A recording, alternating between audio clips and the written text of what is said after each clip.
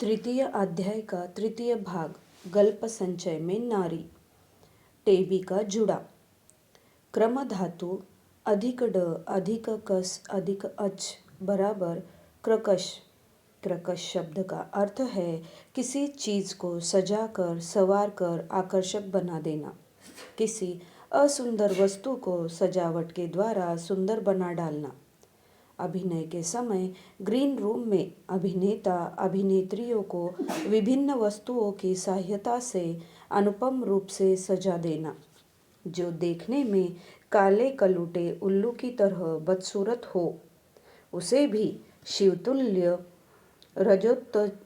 रजतोज्वल बना डालना। भूतनी प्रेतनी को भी तिलोत्तमा बना डालना। धूप छाव की करामात दिखाकर जलकुंभी से परिपूर्ण गंदे तालाब को नीले महोदधि में परिणत कर देना। यह सभी कुछ क्रकश है। क्रकश की करामात के प्रसंग में एक कहानी का स्मरण हो आया। मेरा एक मित्र था, नाम था बुबाई। बुबाई की दीदी का पुकारू नाम था टेबी। अच्छा नाम अभी याद नहीं आ रहा, संभवतः अनिंदिता। उन दिनों बुबाई की दीदी के विवाह की बातचीत चल रही थी। विभिन्न देशों से कन्या का इंटरव्यू लेने के लिए वर पक्ष आ रहे थे। जिन्हें लड़की पसंद आ जाती उनके साथ लेन देन दान दहेज में पटता नहीं। जिन्हें पसंद नहीं आती वह कहकर जाते, जाकर खबर करेंगे। कन्या पक्ष के लोग टेक्निकल भाषा के ये सारे गूढ़ार्थ समझते थे। शुरू शुरू में वे थाल सजाकर षोडशोपचार के द्वारा पात्र पक्ष का स्वागत करते।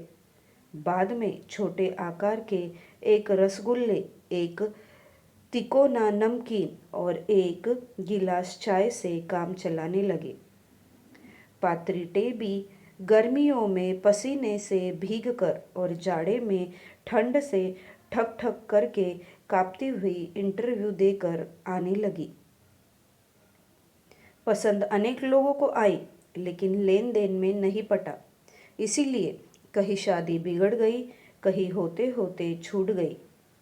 एक बार पात्र पक्ष भाटपाड़ा से आए। उनके तो नखरे ही बहुत थे। उन्होंने लड़की से पानी में पैर डुबोकर चलने को कहा। पैर के छाप देखेंगे कि लड़की खड़ाऊ पैर वाली है या नहीं, अर्थात पैर के सामने की ओर की छाप और पीछे की ओर की छाप के बीच में संयोजक छाप पड़ती है या नहीं। यदि पड़ती हो तो लड़की लक्ष्मी श्री मानी जाएगी। यदि संयोजक छाप न पड़े तो लड़की अलक्ष्मी मानी जाएगी। उन दिन देखा गया कि टेबी हर परीक्षा में लेटर मार्क हासिल करके पास कर गई, लेकिन अंतिम समय में गड़बड़ी आ गई। इस इंटरव्यू के कुछ दिन पहले टेबी एक बार मामा के घर नदिया जिले में मुड़ागाछा गई थी।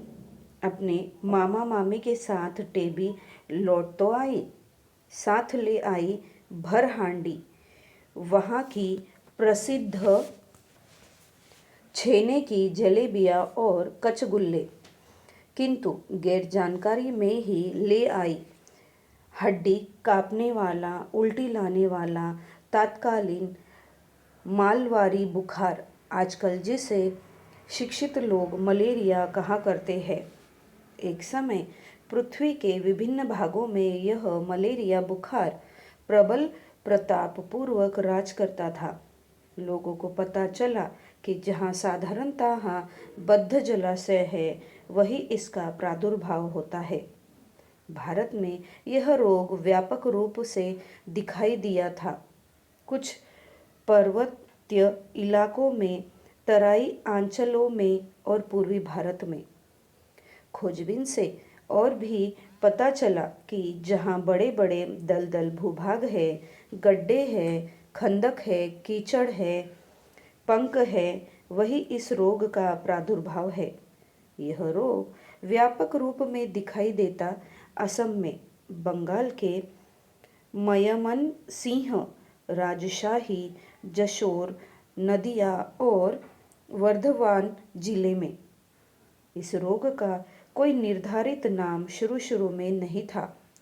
साहेब लोग सोचते कि खराब दलदली इलाकों में यह रोग होता है, इसीलिए नाम दिया मलारियल फीवर, अर्थात खराब इलाके का बुखार। परावर्ती काल में वह नाम बदल कर दिया गया मलेरिया फीवर या मलेरिया बुखार। बंगाल भाषा में इस शब्द को सजाकर सवार कर दिया गया मालवारी बुखार। वर्धमान का नाम यश केवल खेती बाड़ी में ही है, ऐसी बात नहीं है। इस मलेरिया बुखार में भी वर्धमान सबसे अव्वल आया। वहाँ मलेरिया बुखार का राशि नाम पड़ा वर्धमान बुखार। तुम लोग जानते हो ना, बंगाल में हर व्यक्ति के 3 नाम होते हैं। एक है उसका पुकारू नाम, जो नाम घर मोहल्ले में चलता है। दूसरा चलता है स्कूल कॉलेज कोर्ट कचहरी में, उसे हम लोग कहते हैं अच्छा नाम। उत्तर भारत में कहते हैं शुभ नाम। तृतीय नाम को कहते हैं राशि नाम, राश नाम। वह जन्मपत्री कुंडली में रहता है, व्यवहार में कोई खास नहीं आता। उत्तर भारत में कहा करते हैं एक एक मियाँ के 3 नाम, फैजू फैजल फजल इमाम, तनिगो नुंगा दस्तर खान,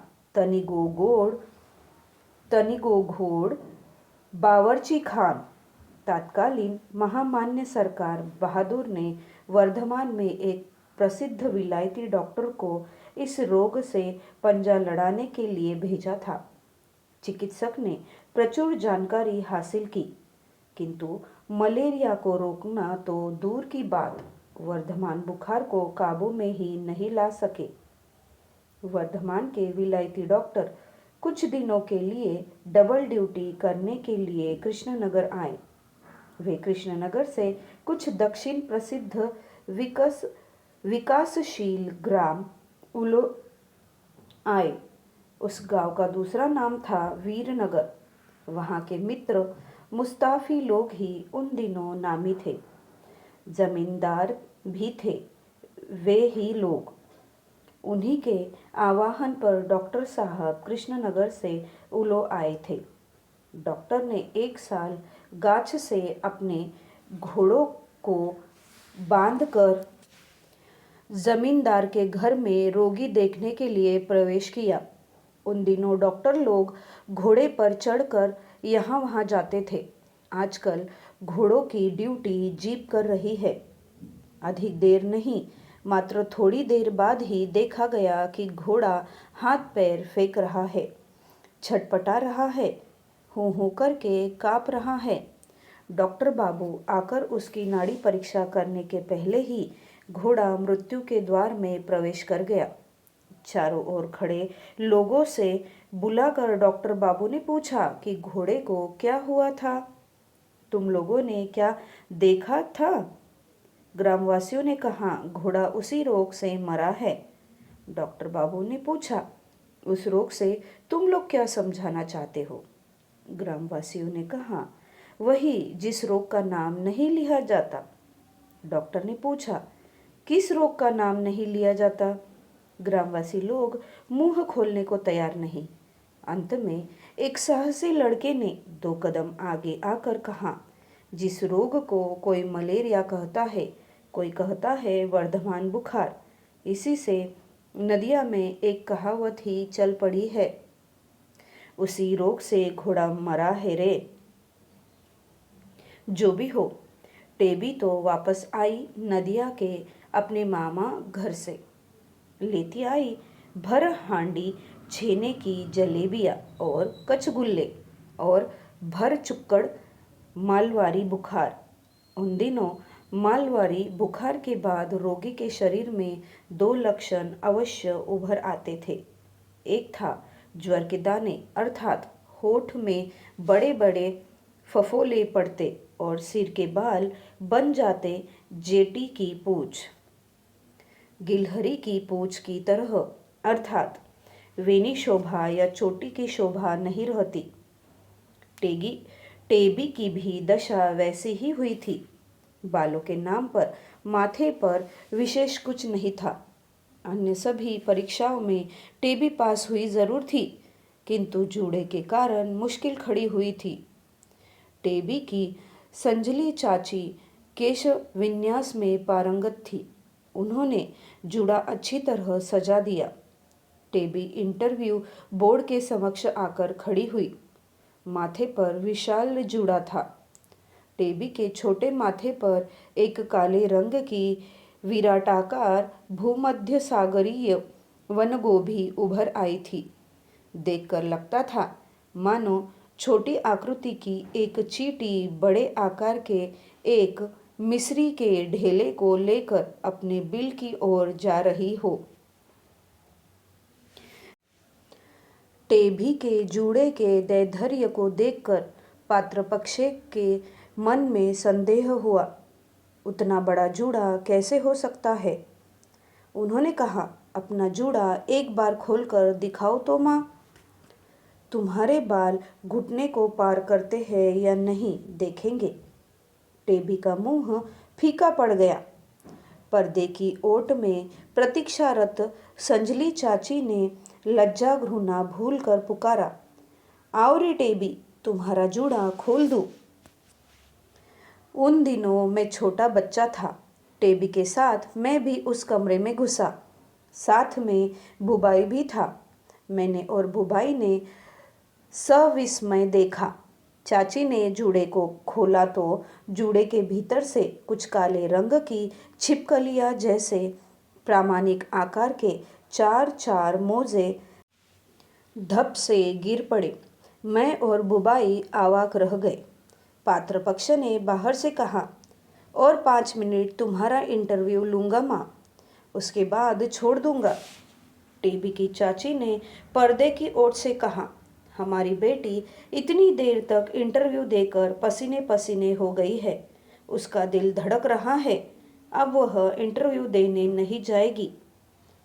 प्रभात रंजन का गल्प संचय 10वां खंड।